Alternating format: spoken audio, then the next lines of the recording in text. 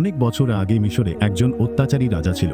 তার নাম ছিল ফেরাউন। সে নিজেকে সবার চেয়ে বড় মনে করত এবং মানুষকে খুব কষ্ট দিত। আল্লাহ হযরত মুসা কে নবী হিসেবে পাঠালেন এবং বললেন, তুমি আমার বান্দাদের মুক্ত করে নিয়ে যাও। মুসা আল্লাহর উপর ভরসা করে তার অনুসারীদের নিয়ে মিশর থেকে বের হয়ে গেলেন। কিছুক্ষণ পর ফেরাউন খবর পেল। সে রেগে গিয়ে বিশাল সৈন্যবাহিনী নিয়ে তাদের পিছু নিল। মুসা ও তার লোকেরা সামনে গিয়ে দেখল বিশাল সমুদ্র, পেছনে ফেরাউনের সৈন্য, সামনে গভীর পানি। সবাই ভয় পেয়ে বলল, এবার তো আমরা ধরা পড়ে যাব। কিন্তু মুসা আলাইহিস সালাম শান্তভাবে বললেন, না, আমার সাথে আমার আল্লাহ আছেন, তিনি অবশ্যই সাহায্য করবেন। তখন আল্লাহ মুসা কে আদেশ দিলেন তার লাঠি দিয়ে সমুদ্র আঘাত করতে। মুসা আলাইহিস সালাম আল্লাহর আদেশে লাঠি দিয়ে আঘাত করলেন। অলৌকিকভাবে সমুদ্র দুই ভাগ হয়ে গেল এবং মাঝখানে শুকনো রাস্তা তৈরি হলো। মুসা ও তার অনুসারীরা নিরাপদে পার হয়ে গেলেন। ফেরাউন ও তার সৈন্যরা যখন সেই পথে নামল, তখন সমুদ্র আবার এক হয়ে গেল। ফেরাউন ও তার সৈন্যরা পানিতে ডুবে গেল। সেদিন সবাই বুঝল, যারা আল্লাহর উপর ভরসা করে,